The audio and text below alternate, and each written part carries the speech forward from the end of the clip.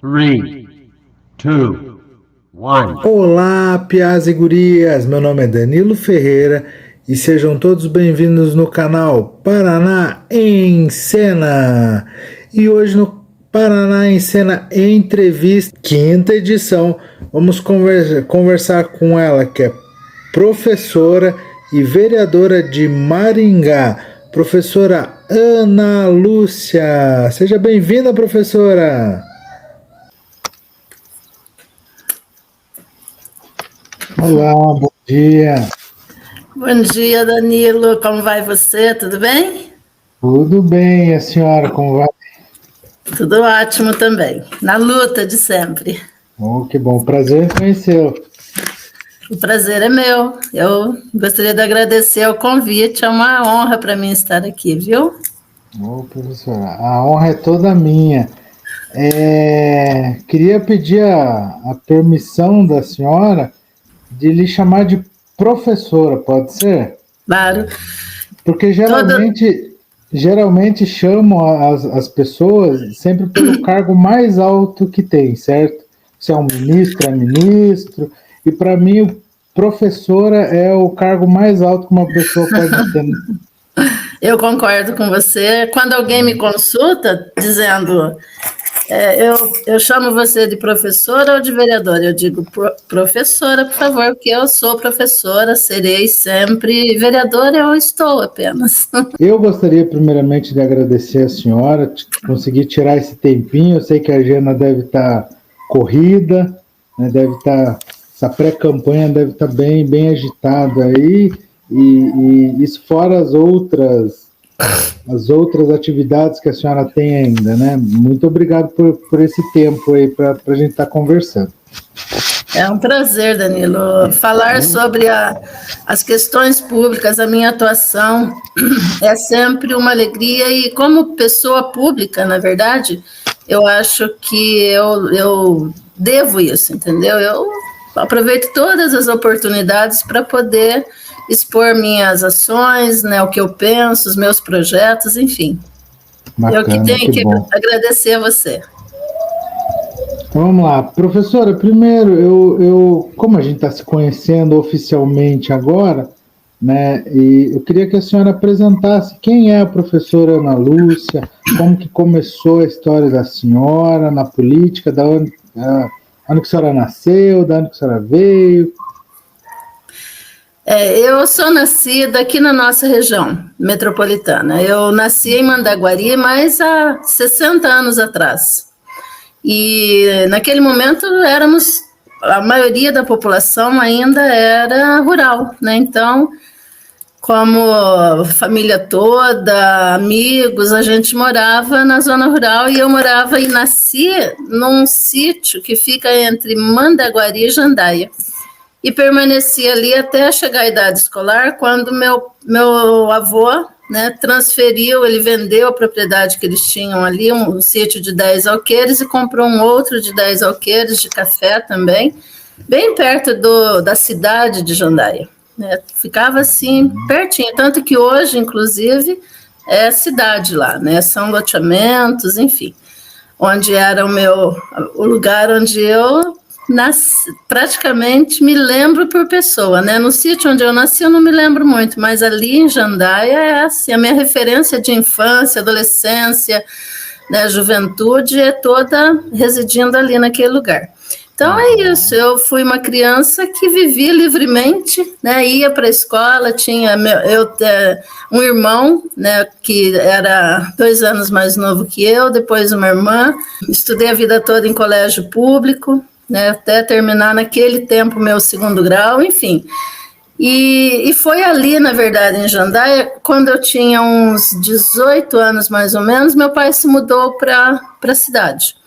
E aí dali para frente eu comecei a trabalhar, né? Fui para o mercado de trabalho, fui ser secretária em indústria, na sequência fui trabalhar num banco e fazer faculdade, enfim, né? Fiz ciências sociais numa faculdade da Curia Metropolitana, desculpe, da Curia Metropolitana de Apucarana, que ficava em Arapongas. Então, num primeiro momento, eu viajava, eu ia de Jandaia a Arapongas todo dia, de Kombi, com outros colegas que também estudavam lá, e fiz Ciências Sociais, né, nessa faculdade, que era vinculada, na verdade, ao UEL. Inclusive, o reconhecimento do diploma, do curso, ele era dado pela Universidade Estadual de Londrina. Então, muitos professores, o curso praticamente foi feito, né, nesse contexto aí da UEL. E foi isso, né? De lá, na fase antes ainda da faculdade, eu fui iniciada politicamente, Danilo.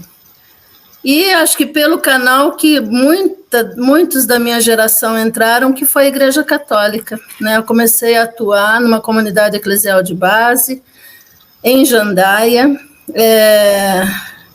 e dali fui para a Pastoral da Juventude, né? Antes ainda dos movimentos menos politizados, né, da igreja, porque a Pastoral da Juventude era, de fato, um movimento bastante politizado, era uma forma de a gente sair, né, daquele processo da ditadura, né, da repressão mesmo que eu cheguei a assistir, né. Nós tínhamos um vizinho sindicalista, senhor Fale de Malavase, foi a minha primeira experiência, eu tenho a idade, assim, tinha talvez 7, 8 anos, mas eu me lembro, né, dos vizinhos falando que o seu Fale desapareceu, né, ele era um dos diretores do Sindicato dos Trabalhadores Rurais de Jandaia, e de fato ele desapareceu, ele ficou 45 dias sumido. Quando ele voltou, nunca mais ele falou direito, nunca mais ele se comunicou, ele voltou completamente destruído, né, naquela energia que ele tinha. Ele foi reprimido como ser humano, sabe? Então, apesar de eu ser criança, aquilo me marcou, porque eu conhecia o seu Fale de Malavase de antes e eu conhecia o seu Fale de depois. Então, eu tinha bem claro esse contexto de repressão, exatamente porque meu pai também era do Sindicato dos Trabalhadores Rurais, apesar de ser proprietário do pequeno sítio, né? Mas eles eram todos trabalhadores, eles eram, naquele momento, filiados, aqueles proprietários de pequenas áreas rurais, produtoras de café, eles eram todos filiados ao Sindicato dos Trabalhadores. Então, né, eu já tinha essa referência, mas depois, na Pastoral da Juventude, de fato, foi quando comecei, né, a ler a teologia da libertação, a ter contato com esses conceitos críticos e questionadores da realidade social e política em que a gente vive. Então, quando eu cheguei na faculdade, eu já estava, né, tanto que a minha escolha por ciências sociais, muito vinculada à área da sociologia, da ciência política, quando eu cheguei a escolher, eu já tinha, né, uma leitura bem questionadora, né, da realidade. E naquele momento também acabei em Jandaia ainda, antes de sair, né, porque aí quando eu comecei a estudar em Arapongas, passei um ano indo com os colegas, depois eu me mudei para lá. Transferi, eu trabalhava no banco, né, eu pedi transferência e fiz faculdade trabalhando num banco, numa seguradora de um banco, e enfim, fiquei, né, um tempo morando lá enquanto terminei a faculdade, e aí, enfim, né, um pouco, então, a minha inserção na política, e ela já se dava, inclusive, no momento em que o PT é criado, né, quando eu saí de Jandaia, o PT estava sendo criado como partido lá. Eu até cheguei a assinar uma das primeiras fichas, mas, de fato, como eu saí, né, eu acho que não foi avante minha filiação. Então, eu nunca, naquele momento, eu não cheguei a ser filiada a partido. Eu só fiz isso mesmo mais tardiamente, já aqui na universidade, já me filiando ao PCdoB no primeiro momento. Uhum. Cargo político é a primeira vez que a senhora tem como vereadora? Sim. Cargo político, sim. Né? Eu já tinha, antes de me eleger vereadora nas eleições de 2020, eu tinha sido candidata a vice-prefeita em 2016. Por quê? Quando em 29 de abril de 2015, né, nós sofremos como professores, principalmente servidores da educação, aquele aquele massacre, né? Nós fomos massacrados pelo governo Beto Richa. Lá em Curitiba, nos foi jogado bombas de efeito moral, né? Efeito moral que arrebentou muita gente, machucou, levou gente para o hospital. Então, nós sofremos em 29 de abril aquele ataque do governo do Estado. No dia 30 de abril de 2015, nós reunimos, né? Eu já estava afiliada ao PCdoB, mas nós reunimos 50 colegas da Universidade Estadual de Maringá, aqui na minha casa, e a gente resolveu que a gente não iria ficar mais fora dos espaços de decisão, sabe, Danilo? Porque, assim, a gente na academia, nós fazemos muita análise, a gente conhece o mecanismo, principalmente nós da área das ciências sociais, da ciência política, antropologia, sociologia, economia. Nós sabemos como funciona, né, a sociedade. A gente faz a crítica, a gente produz análise, produzimos teoria, mas a gente resolveu que, para além disso, nós precisávamos construir um projeto e assumir espaços políticos de decisão, né, ir para o executivo, para o legislativo, municipal, estadual, enfim, nacional. E aí a gente fez isso, nós criamos um grupo chamado Pensando Maringá, e no âmbito desse projeto, né, eu construí a minha candidatura.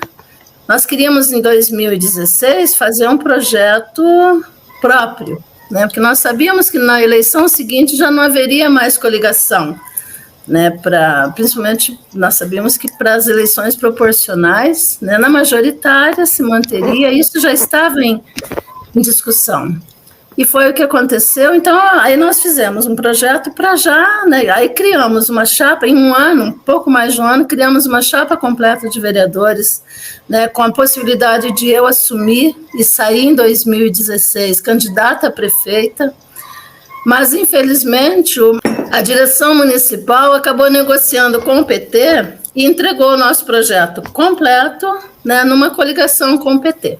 Então, se resolveu. E o PCdoB sempre ficou muito, né, muito atrelado ao PT, e está, né, até hoje. Até hoje.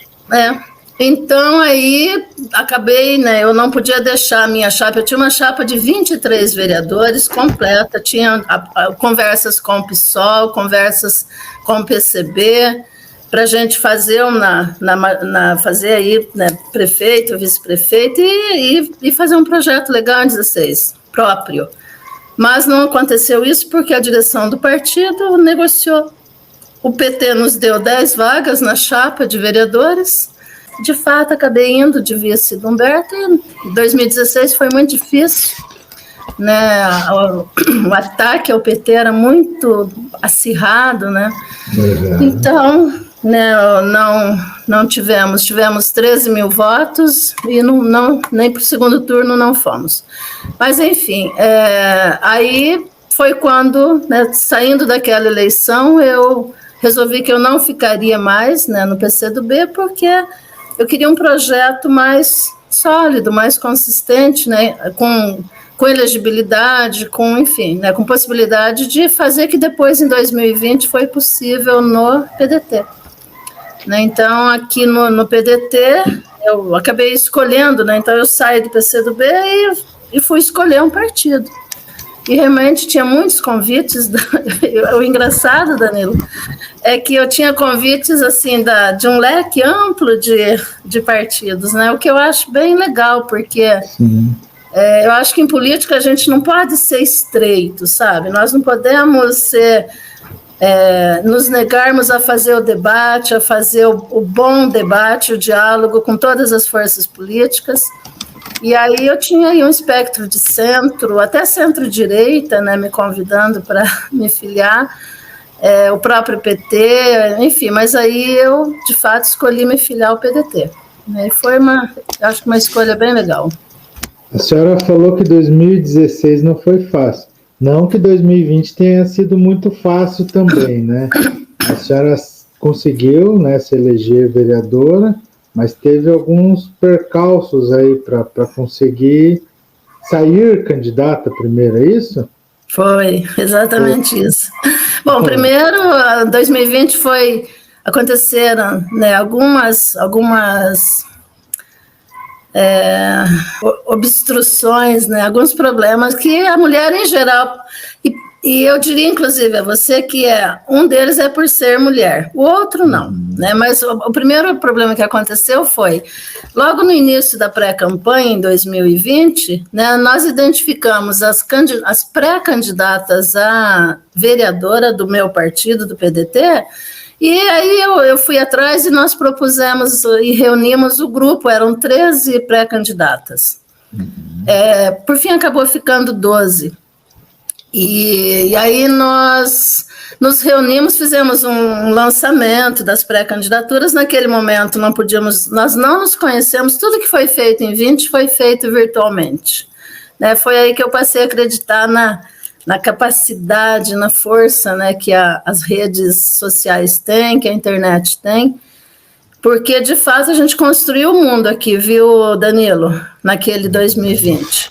Primeiro, a gente nos reunimos e lançamos as mulheres. Naquela noite, nós fizemos ao vivo, né, uma live com a presença de todas as candidatas, convidamos a direção estadual, representantes de mulheres, etc., enfim. Fizemos o lançamento. Quando ficou publicado no site do PDT, nós recebemos, assim, 1 hora depois, nós fomos ofendidas em conjunto. Em conjunto porque a ofensa se dirigia a uma delas, mas não se falava a quem. Uma acusação, assim, sabe, bem, bem grave. E aí eu fiquei preocupada com aquilo. Falei, nossa, essa eleição tem o anonimato das redes, né, para as pessoas fazerem esse tipo de atuação. Então, essa ação, né, de ofensa e na internet me levou a começar a pensar, a conversar com algumas pessoas que a gente ia enfrentar uma eleição difícil. E aí eu idealizei, né, um movimento. Ampliamos aquilo, reuni todas as candidatas do meu partido e comecei a convidar, a falar com os presidentes dos demais partidos para eles enviarem os nomes das pré-candidatas, né? Imediatamente, vários presidentes enviaram, outros não, né? Alguns não enviaram, também não tinham, né? A gente vai percebendo que, infelizmente, algumas mulheres vão ser descobertas na convenção, né? Colocadas lá para garantir a proporcionalidade, poder fazer chapas, por causa da obrigatoriedade da legislação, enfim. Mas a maioria dos partidos, os presidentes enviaram nomes, nós começamos fiz os primeiros contatos e dali disse, gente, agora é conosco, vamos todo mundo uma convidar a outra. E aí a gente reuniu 90, nós depois percebemos ao fim que nós tínhamos mais ou menos 120 candidatas no processo. Nós reunimos 92 pré-candidatas, depois candidatas no movimento e 18 siglas partidárias. Né? Então, foi um movimento muito legal. Então, aí começamos a atuar, né, e com um objetivo comum, movimento suprapartidário, não se fala de questões ideológicas, de candidaturas majoritárias, não se falava de assuntos que não fosse exclusivamente o que a gente tinha em comum. E aí, o que a gente tinha em comum era a defesa das nossas duas propostas, 50%. Qualquer uma de nós, né, que fosse eleita, iria defender que 50% dos cargos no executivo deveriam ser ocupados por mulheres, no primeiro e segundo escalão, aqueles cargos indicados pelo prefeito. Que 4% do orçamento de forma transversal em todas as secretarias pudesse ser empenhado em políticas de enfrentamento à violência contra a mulher. Então, era isso. E com isso, a gente construiria uma rede de proteção. Por quê? Antes de falar com os partidos, nós contatamos a OAB. Né? A OAB, por meio da presidência, depois por meio das comissões de violência de gênero, comissão de direito eleitoral, foi parceira do movimento. E nós, então, partimos, né, para ter essa rede de proteção. A gente conseguiu encaminhar via OAB algumas denúncias de ofensas, de fake news. A gente tinha também a possibilidade de dar visibilidade às mulheres, porque como eu te falei, os partidos, infelizmente, né, muitos deles têm a mulher somente como número para compor a chapa, né, não investe, não dá estrutura. E aí a gente, né, começou então a fazer ações, fazer muitas lives discutindo todos os temas, reunindo todas as candidatas. Por exemplo, fizemos um tema reunindo as sindicalistas, fizemos encontros reunindo as jovens, fizemos encontros reunindo as candidatas negras, as professoras, enfim, a gente foi juntando, né, os nossos temas conforme o perfil das candidatas e dando visibilidade mesmo a esse movimento, às candidaturas. E com isso a gente visava tornar Maringá um território livre de candidatura fictícia ou de candidaturas laranja, né, como se fala. E a gente foi bem sucedido, tanto que aí vem a segunda questão.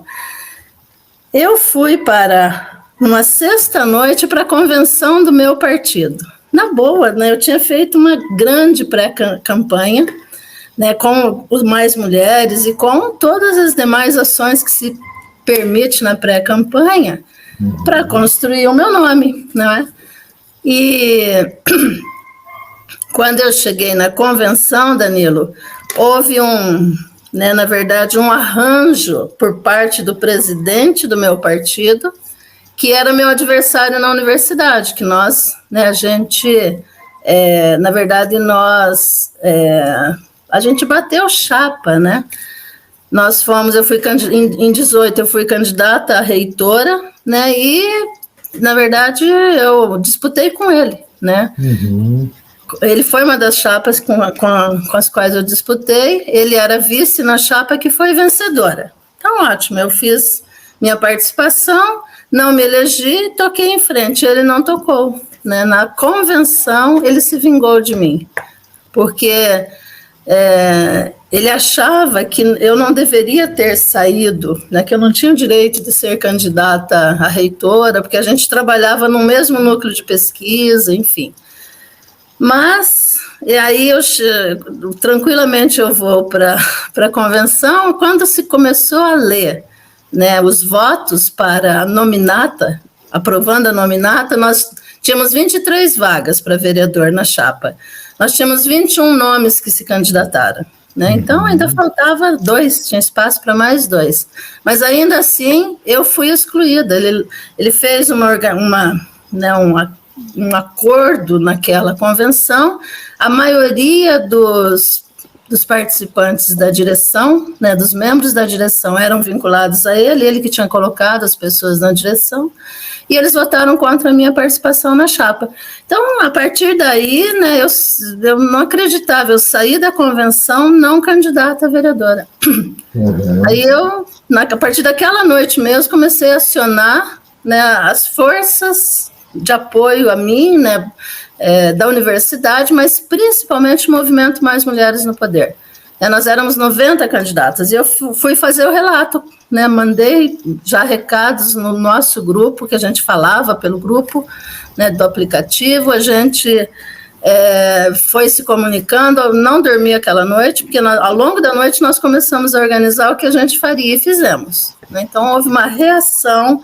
As candidatas das 18 siglas partidárias acionaram seus presidentes, as suas direções municipais, e aí a direção estadual do meu partido, do PDT, começou a receber moções de repúdio, né, começou a receber, enfim, comunicações de todas as formas contra a retirada, né, do meu nome do processo da eleição. Então, do processo, enfim, né, do direito que eu tinha assegurado pela construção que eu fiz. E além disso, naquele sábado, durante o dia, o PDT estadual, não, o PDT de Curitiba, né, municipal, estava fazendo a convenção, né, que nós tínhamos os pré-candidatos, o deputado Goura e a Ana Moro, né, que é a nossa presidente da ação da mulher trabalhista, eles eram os candidatos a prefeito e vice-prefeito, e a convenção era no sábado. Então, assim, ao longo da convenção também, como ela era transmitida pelas redes, muitos maringaenses, apoiadores meus, começaram a entrar e questionar o que tinha acontecido aqui. Então, a gente até atrapalhou um pouco a convenção dos companheiros e companheiras lá de Curitiba, porque, ao invés de a gente comentar o que... Eu não entrei, mas muita gente que entrou para falar sobre o ocorrido em Maringá. Em suma, toda essa organização, né, principalmente das mulheres que a gente fez aqui em Maringá, me reconduziu a chapa, viu, Danilo? No domingo eu já sabia, né, o presidente me ligou e me disse: vereadora, eu vou reconduzi-la à chapa, né, se o presidente local não quiser fazê-lo, eu faço uma intervenção. E foi isso que aconteceu mesmo, mas ao fim eu tinha me retirado e me colocou de volta, porque ele não tinha outra alternativa, né? A dimensão foi muito, muito grande, né? A repercussão foi muito grande. Em 2020 tivemos menos de 12%, né, vereadora, de mulheres eleitas vereadoras no Brasil, né? E a senhora foi uma das vencedoras, né, dessa luta aí. E qual que é, para a senhora, né, qual que é a importância, né, além de um número para fechar cota, qual que é a importância da mulher na política? Olha, Danilo, primeiro é para que a mulher esteja representada, né, nos espaços da política eleitoral, da política partidária, nos espaços do executivo, do legislativo. E por que representada? Né? Porque, de fato, as questões que a mulher vive, né, as demandas dela, as necessidades dela, por mais que os homens vislumbrem, né, eles não têm a dimensão, não tem como ter. Nós somos... Né, é difícil que um homem, por exemplo, que vive numa família, né, cuja mulher assume lá o papel, a gente sabe que o papel da mulher é muito pesado, ela está trabalhando fora, ela está acumulando com as tarefas domésticas, então ela tem no mínimo dupla jornada. Por vezes ainda o marido vai embora, o pai, né, ele vai para o trabalho dele, e a obrigação quase que naturalizada de cuidar do resto é da mulher, né? Então ela tem dificuldade desde o momento em que ela tem que pegar os filhos e levar para os CMEs, por exemplo, para as creches. Né? Quem é que pega o carrinho e leva? A grande maioria são as mulheres. Pega o carrinho de bebê e vai empurrando até a creche e vai percebendo, por exemplo, que as calçadas são horríveis. Entendeu? Então, assim, é nessa dimensão micro, né, que começa a questão de que a mulher vivencia, né, um cotidiano que é muito pesado para ela e que pode ser aliviado, sim, com a construção de políticas, né, políticas de educação, políticas de assistência social, políticas de acessibilidade, né, de mobilidade. A mulher se enfia no ônibus, né, naqueles horários de pico, e é horrível, né? Muitas vezes ela vai sendo, sabe, encoxada, me perdoe o tema, mas é esse o tema para que a gente, todas nós entendamos, e é horrível essa sensação, e na hora não dá para você fazer nada, sabe, a hora que um homem vem se espremendo contra você, tudo bem, tá, você está ali em pé, o ônibus está lotado, mas não precisa isso é violência. Então, o nível de violência que a mulher vai sofrendo, né, muitas vezes numa reunião lá na empresa, né, a mulher tem a palavra cortada, a gente ainda não é reconhecida no espaço coletivo, seja público, seja privado, né, nas organizações, as mulheres ainda têm a voz, sabe, cortada. As mulheres vivem uma situação de violência hoje, Danilo, doméstica, no lugar onde ela devia, sabe, ser o lugar de estar mais tranquila, né, de estar mais feliz, mais realizada. Muitas mulheres estão vivendo infernos dentro das casas. elas sofrem violência psicológica, que às vezes elas nem sabem que é violência, elas sofrem violência patrimonial. Tem mulher que trabalha, o marido não consegue arrumar emprego, ela vai para a rua, ela cuida de toda a casa, dos filhos, ela faz comida, ela lava a roupa, ela lava o vaso sanitário, que eu conheço poucos homens que lavam o próprio vaso sanitário, e ela às vezes nem reconhece, muitas delas, quando elas pegam o salário na mão, elas têm que entregar para o marido. Isso eu estou falando isso de relatos que eu tenho ouvido, né, porque eu criei a Procuradoria da Mulher aqui no nosso Legislativo e a gente acolhe denúncias, mas também eu acompanho, né, a rede de proteção às mulheres que a gente tem aqui em Maringá, enfim. Então, a gente tem ouvido os mais absurdos relatos, ou seja, como é que a mulher vai conseguindo ter os grandes problemas, que para elas são grandes, mas às vezes estão invisibilizados lá no cotidiano dela? É levar tudo isso para a agenda pública. Eu comecei, só para você ter ideia, há 10 anos atrás é que eu percebi que a mulher que está vivendo em situação de rua menstrua. Sabe, assim, você olha para determinadas situações e a gente não percebe, você não está lá vivenciando, você não está parando para conversar com as pessoas, você não percebe os problemas que elas estão vivenciando. Então, na verdade, quando é que estas coisas vão ser respondidas? Quando as mulheres estiverem lá, sabe, nos espaços de construção das respostas, né? Então, por exemplo, sobre a necessidade do absorvente higiênico, né? Olha quanto tempo nós demoramos para chegar a conseguir oferecer absorventes higiênicos para as mulheres que não conseguem ter.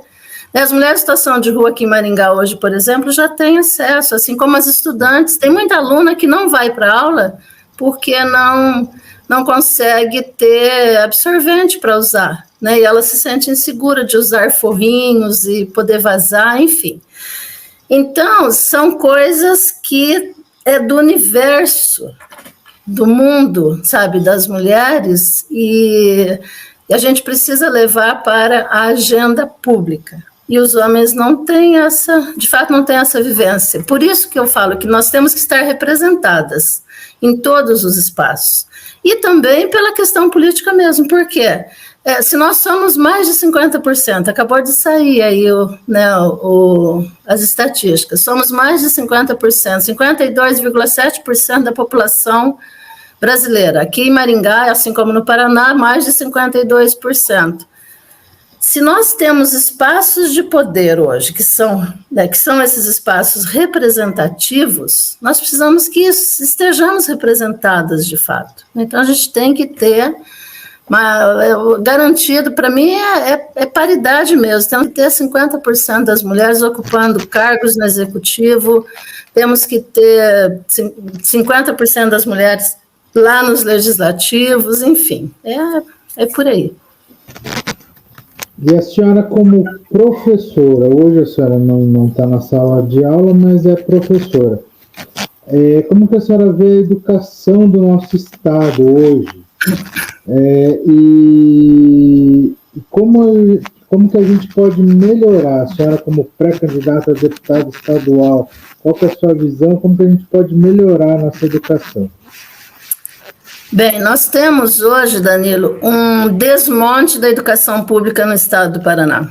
Né? O governador Richa já fazia esse processo, o governador Ratinho, nesses 4 anos, aprofundou muito o desmonte da educação pública, em todos os níveis, né? A educação básica, desde o fundamental, né, até o ensino médio. A educação superior no estado, ela está e não é assim, se está destruindo com ações concretas que a gente identifica, não, está desmontando a educação, porque, em primeiro lugar, não se contrata pessoal. Na universidade, nós temos um sistema de educação superior no estado do Paraná extraordinário, né? As instituições de ensino superior, as 7 universidades, elas estão enraizadas, elas têm elas têm influência sobre os 399 municípios. A gente tem um processo de falta de investimento total. Então, não se investe em infraestrutura, não se investe em ampliação, e o que é pior, não se contrata pessoal. Então, as pessoas, os meus colegas, Danilo, eles morreram, ou eles se aposentaram, ou eles se demitiram, nenhuma vaga foi ocupada nos últimos anos. Está lá. Nós temos áreas burocráticas, administrativas nas universidades, que você entra, aquelas várias mesas que teriam que estar ocupadas pelas atividades administrativas, pelos técnicos administrativos, pelo pessoal da manutenção, está tudo vazia, não tem mais gente. Então, assim, você diz, mas vai ficando, né? Tem que fechar a universidade, porque ela não dá mais conta, ela é ineficiente, Gente, não tem gente para atender, não tem gente para fazer essa atividade meio. Lá, os professores, a mesma coisa, né? Os docentes estão, assim, de fato, também com um quadro muito encolhido. No ensino médio, no ensino fundamental, é a mesma coisa, né? Nós temos também, as escolas estão caindo. Aqui em Maringá, nós temos colégios estaduais que tiveram áreas interditadas porque as estruturas de telhado, né, vão apodrecendo, né, vão se quebrando, e aí tem goteira, enfim. É uma tragédia isso, tragédia, Danilo, sabe? Então, o governo do estado faz esse processo de encolhimento, é chamado esse modelo neoliberal de governo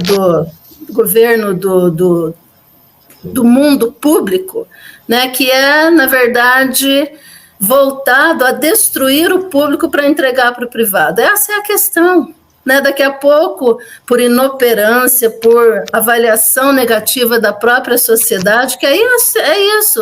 Os cidadãos começam a ter serviços, carentes, ter carência de serviços ineficientes, eles próprios começam a pedir pela privatização. Então, é muito trágico isso, sabe por quê?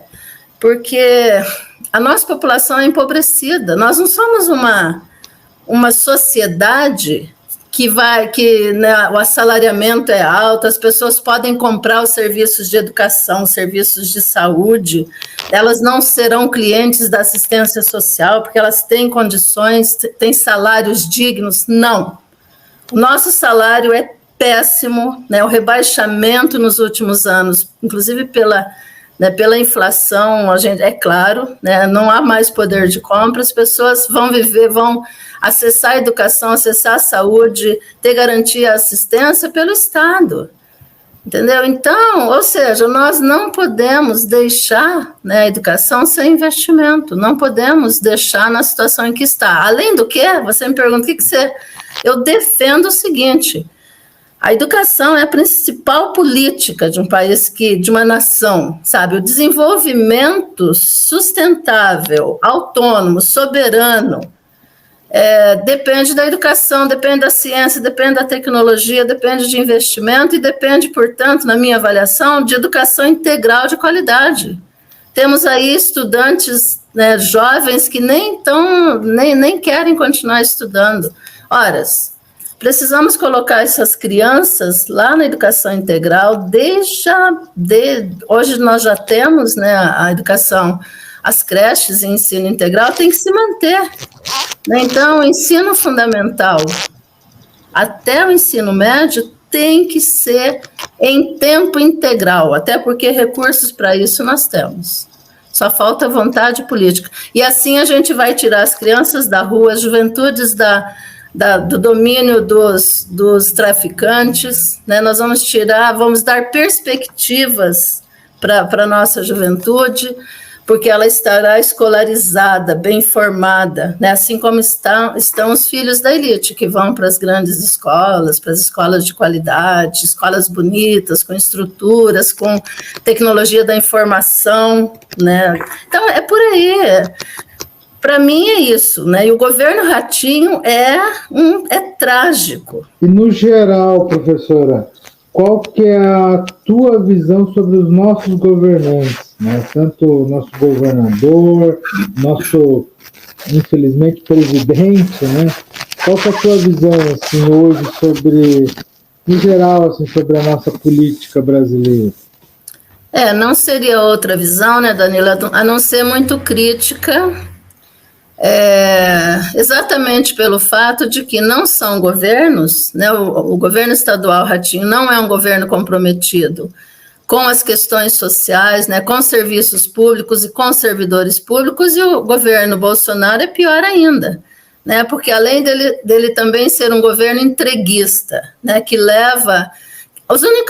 ele não apenas não apoia os trabalhadores, né, não é um governo que está interessado em implantar políticas sociais, pelo contrário, o Ministério do Desenvolvimento Social foi extinto e os recursos também, né? Hoje nós não temos recursos federais para a política de habitação, Danilo. A população, nós já temos hoje 10 milhões de pessoas compondo déficit, de famílias compondo déficit habitacional no Brasil, de famílias de baixa renda.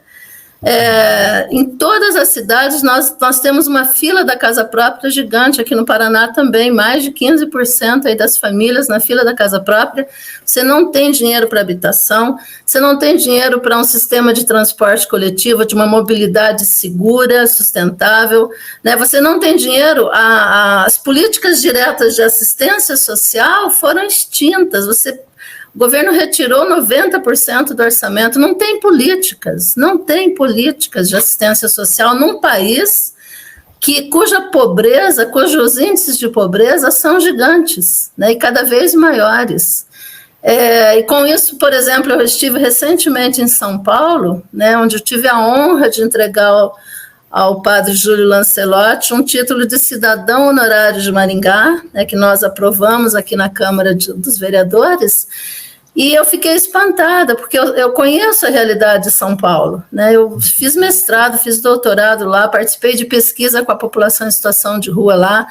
Eu nunca vi tanta gente vivendo na rua, né? Você tem em São Paulo 42 mil pessoas contabilizadas vivendo em situação de rua. Então deve ter mais gente do que isso, inclusive. Aqui em Maringá mesmo, né, a gente ficava menos de 500 pessoas em situação de rua. Se a gente contar hoje todo o pessoal que está na rua e nas entidades acolhidas, nós temos mais de 1.000 pessoas, né, em situação de rua. Então, é um governo trágico, né? O governo Bolsonaro não tem compromisso nenhum, nem com o setor produtivo, né? A gente vê aí os empresários, os pequenos empresários, os microempresários, né? O setor da produção totalmente desgovernado, sem incentivos, sem linhas de crédito decentes. Você vê um governo que só leva o sistema financeiro. Quem está ganhando dinheiro no Brasil? Os banqueiros, né? Então, é um governo que, na minha avaliação, não é bom para ninguém, a não ser para meia dúzia de bancos, porque só tem meia dúzia de bancos no Brasil que concentram mais de 50% da riqueza. Então, trágico isso, é trágico. E aí, infelizmente, né, um governo que sobrevive com base numa ideologia conservadora, né, violenta, né, com base num discurso de ódio, que infelizmente, né, a população ressentida, sofrida, né, quem é que também reitera esse tipo de discurso? Pessoas que estão ressentidas. Puxa vida, minha vida é uma droga, nada dá certo e tal. Não, o sujeito perde um pouco a perspectiva, sabe, Danilo? Eu não estou condenando as pessoas que ainda apoiam esse presidente frouxo, ladrão, sabe, ordinário, que de fato todos sabem que é ladrão, né? Tanto que o candidato Ciro Gomes o acusa de ladrão, e tudo bem, ele não pode se defender, porque é verdade. Né? A forma como ele atuou no gabinete por 28 anos como um deputado que não fez absolutamente nada, não apresentou projeto, só fez negocinhos para ganhar dinheiro e ampliar o seu patrimônio. Então, Um cara desse hoje é presidente, né? Mas ele está ancorado por quê? Para essa meia dúzia de especuladores, sabe, de rentistas, gente que vive de juro, que não trabalha, na verdade, é muito interessante. Essa gente tem força política, né? Além da força econômica, força política para manter, né, um presidente desse que muito lhe interessa. Então, é muito trágico. Eu acho assim, o país tem que sair dessa lógica, até porque, né, um dos principais problemas é esse caldo de ódio e de violência que ele está incentivando, né? Porque alguém que é homofóbico, que é misógino, que é machista, ele incentiva a violência contra todas as pessoas que, né, as mulheres, que não são ele e a família dele. Então, o único que ele preserva é ele e a família. O resto, ele incentiva que, né, que sejam exterminados, que sejam violentados, enfim, é algo que, na minha avaliação, envergonha o país nesse momento. O Brasil é um pária hoje, um pária internacional, né? As políticas ambientais, assim, arrebentadas internacionalmente, né? O Brasil sendo criticado por todos aqueles que vão numa linha de defesa da civilização, né, dos valores humanitários, defesa dos trabalhadores. Não existe isso hoje com esse presidente, né? Nós estamos no período de pré-campanha ainda, logo mais aí começaremos as campanhas oficiais, né, vereador?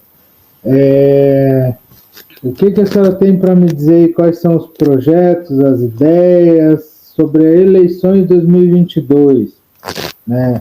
Para a senhora, para o governo do estado, para presidente, o que a senhora tem para me dizer? Tem alguma coisa meio encaminhada? Bem, eu acho que é um momento muito especial, né? Uma democracia. Numa democracia, o momento eleitoral é um momento para se discutir o Brasil, é um momento para a população conhecer aqueles que se colocam como candidatas, como candidatos, e é preciso a população fazer isso mesmo, sabe, Danilo? É preciso ouvir o que as pessoas falam, não fique imaginando, sabe, apaga a imagem que você tem da pessoa. Porque às vezes as imagens são construídas, né, com base em propaganda favorável, e você vai ver o que o cara fala, presta atenção no que as pessoas falam, no que os candidatos vão falar, presta atenção nos debates, quem vai para o debate, o que ele fala, quem não vai para o debate também as pessoas têm que prestar atenção, sabe, nesses candidatos. Por que um candidato a presidente da República vai se recusar a ir para o debate? Nós vimos o presidente Bolsonaro fazendo isso, e olha o resultado. Então, nós não podemos, né, nesse momento, é um momento de construir a pré-campanha. Eu mesma, né, sou pré-candidata a deputada estadual pelo PDT, né, estou aí já, sabe, em contato com as forças políticas locais, regionais, com as lideranças, costurando também um projeto de atuação, porque é o que eu te falei, nós precisamos de candidatos, de elegermos deputados, elegermos senadores, governo do estado, presidente, enfim, precisamos eleger pessoas comprometidas com o bem-estar do povo, sabe, o bem-estar das pessoas, com a qualidade de vida, com a preservação do ambiente, com o respeito. Então, essas coisas a gente percebe, né? A gente tem impostos altos no nosso país, todos nós pagamos impostos, com exceção dos banqueiros. O banqueiro não paga imposto, né? Especulador que vive só de dividendos, de lucros lá das bolsas, esses não pagam impostos. Os trabalhadores pagam impostos. Então, nós precisamos exigir, primeiro, que essa gente pague imposto, que as grandes fortunas sejam taxadas nesse país. Nós precisamos, né, eu mesma defendo que os recursos dos impostos que todos nós pagamos sejam utilizados para gerar empregos de verdade, sabe? Sejam utilizados para as políticas de assistência social. Hoje, né, nós vivemos na cidade. A cidade, você precisa de transporte, e olha, nós temos que caminhar para tarifa zero. O transporte na cidade tem que ser coletivo, não dá para ser transporte individual. As nossas cidades vão ficando cada vez maiores, o trânsito não flui, né? Olha as grandes capitais, né? Então o carro, o automóvel individual não pode ser e não é uma opção de transporte, de mobilidade sustentável. Então, nós precisamos de quê? De transporte coletivo de qualidade, tarifa zero, assim como a educação, a saúde, assistência social, são direitos sociais que estão assegurados na Constituição, o transporte também é. Né? Então, quando eu digo, nós precisamos de tarifa zero, as pessoas dizem, mas quem vai pagar? Horas. O orçamento público tem que bancar tarifa zero para as pessoas, sabe? Porque aí a gente vai ter uma mobilidade por ônibus, por metrôs, por VLTs, por bondes, seja pelo que for. Mas bicicleta, né? Nós temos que ter as cidades atravessadas por ciclovias, enfim. Precisamos realmente assegurar isso. Precisamos de eleger pessoas que defendem isso. E não pessoas que ficam gastando tempo, perdendo tempo com discursos morais, sabe, discutindo com a propagação da violência. Que isso? Como que uma pessoa pode ser eleita fazendo propaganda da guerra, do ódio, da violência, do uso da arma? Uso de arma, minha gente. Sabe quem vai ser vítima se a nossa sociedade estiver armada? Eu não vou me armar. Muitos que estão nos ouvindo, Danilo, também não vão. Não podemos eleger pessoas que pregam o ódio e a violência, porque as vítimas vamos ser nós mesmos, sabe? A população vai ser a vítima. Não podemos alimentar o caldo do ódio, porque, sabe, isso não faz bem para ninguém, não é a sociedade que nós queremos. Nós somos uma sociedade cristã. Nós temos valores cristãos, valores religiosos, porque não são apenas cristãos, são budistas, são muçulmanos, são das matrizes africanas, as religiões maravilhosas, todos pregamos o amor entre as pessoas, a igualdade, a justiça. Então, como que uma sociedade como essa pode eleger uma pessoa que vem com um discurso de bandido bom é bandido morto? Que isso? Sabe, como que alguém pode fazer arminha e isso virar, sabe, Danilo, uma marca que leva pessoas a eleger um ser desse? Não é essa a sociedade que nós, os humanistas, os que defendemos as pessoas, precisamos e temos que, sabe, que nos calar diante dessa coisa horrorosa. Não. E a população também não, porque as pessoas... Eu conheço as pessoas, nós conhecemos, as pessoas são humanas, todas pregam a igualdade e a justiça. Então, a gente não pode, se eu sou uma pessoa que quero o bem de todas as pessoas, que quero a religião, que quero a paz, que quero o amor, que quero a solidariedade, a justiça social, eu não posso eleger uma pessoa que prega ódio, violência, sabe, matança, homofobia, enfim, não podemos. Então, eu penso assim, né, eu penso que essa é a oportunidade de o povo brasileiro, o povo paranaense, se livrar desse lixo. Nós temos um lixo, muita gente não gosta da política e dos políticos com razão, porque a gente tem bandidos eleitos, bandidos. O Congresso Nacional, acho que tem muita gente que é impressionante, os caras estão lá para fazer negócio, ganhar dinheiro. Política não é profissão. Para mim, quem está aí de profissional da política não pode mais ser eleito. Tira essa gente. Não pode político ser profissão nesse país. Chega, gente, chega, não dá. Bota gente nova, gente decente, gente que se compromete, né, com a justiça e com a sociedade igualitária, e com as pessoas, com os trabalhadores. E é por aí, sabe, Danilo? Eu acho que vai um pouco por aí o que eu penso da política desse momento. Esse é um momento importante. Podemos nos livrar dessa coisa, né, que está aí, horrorosa, antiga, que não presta, que não tem compromisso.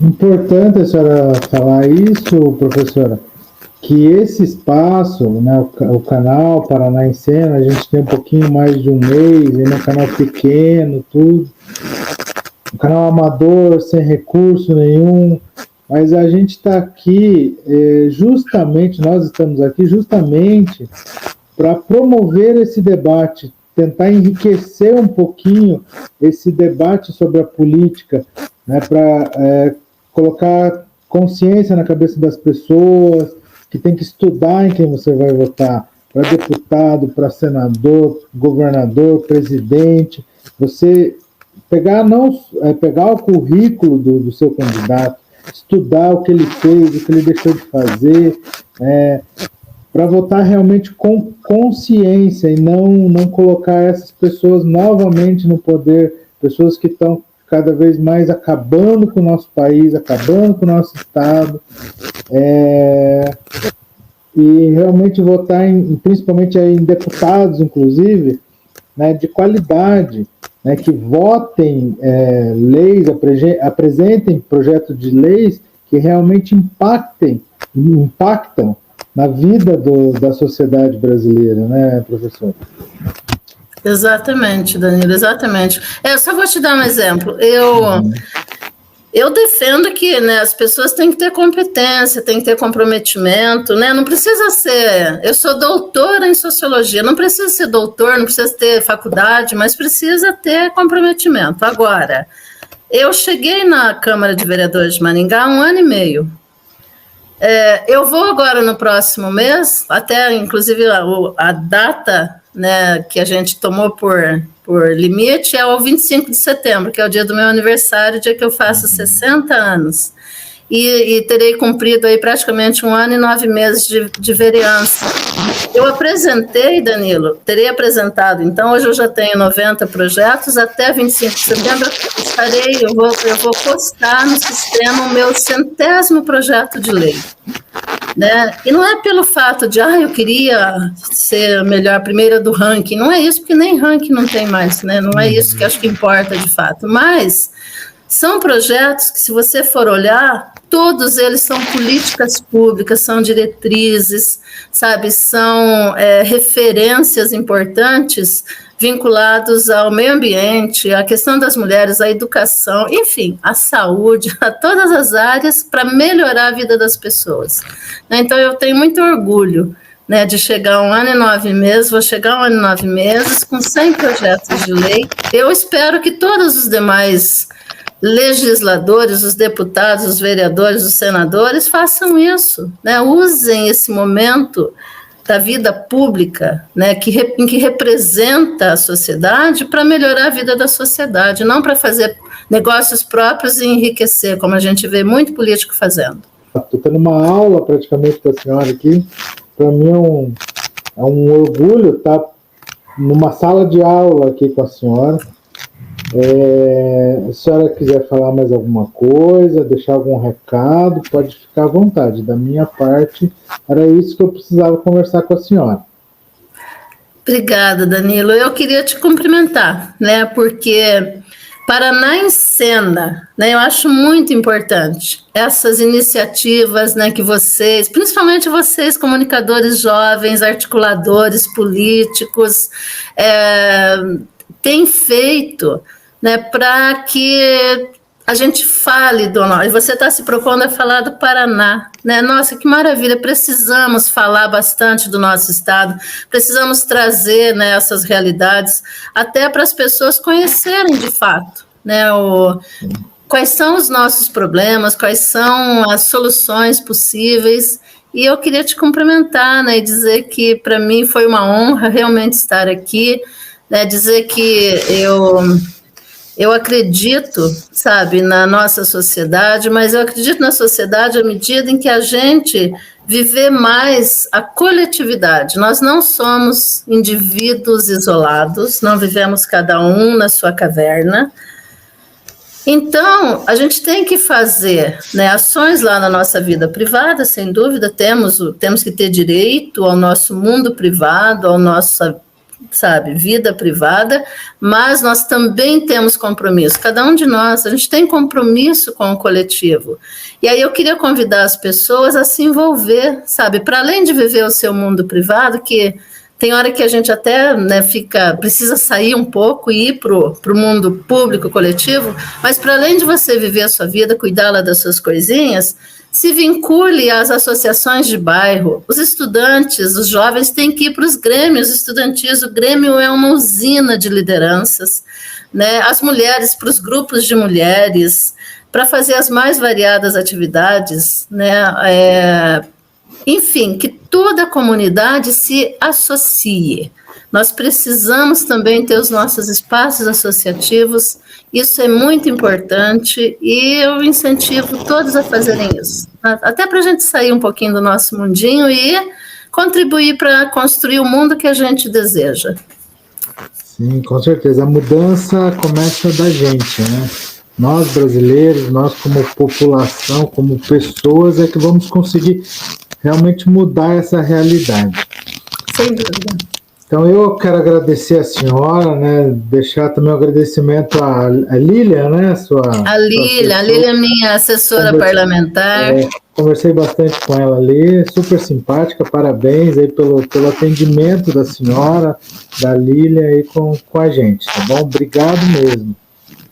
Eu que agradeço, um grande abraço para você, Danilo. Na primeira oportunidade, vamos nos conhecer pessoalmente. Aliás, eu queria aqui deixar um convite, inclusive. No próximo dia 29, muito provavelmente vai ser o dia 29 mesmo, mas a gente ainda vai divulgar isso amplamente. Nós vamos vamos lançar o movimento Mais Mulheres no Poder Paraná, né, que é um movimento que reúne as pré-candidatas e daqui a pouco as candidatas a deputada estadual e federal, viu?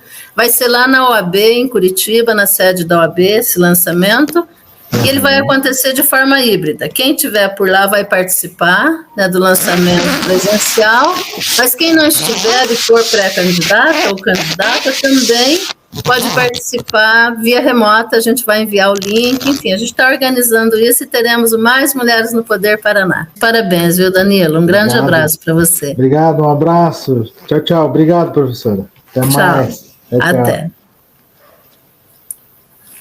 É isso aí, pessoal. Conversamos com a professora vereadora de Maringá, Ana Lúcia. Tivemos uma aula de cidadania com a professora. Pessoal, você que ficou até o final do vídeo, quero agradecer. Se você puder, dê like. Se não gostou, dá o dislike. Se inscreva no canal, ativa o sininho. A nossa próxima entrevista será com Elisa Ferreira, pré-candidata ao Senado pelo Paraná. Vai ao ar dia 25 de julho, às 20 horas, no canal Paraná em Cena. Pessoal, obrigado e até mais. Tchau!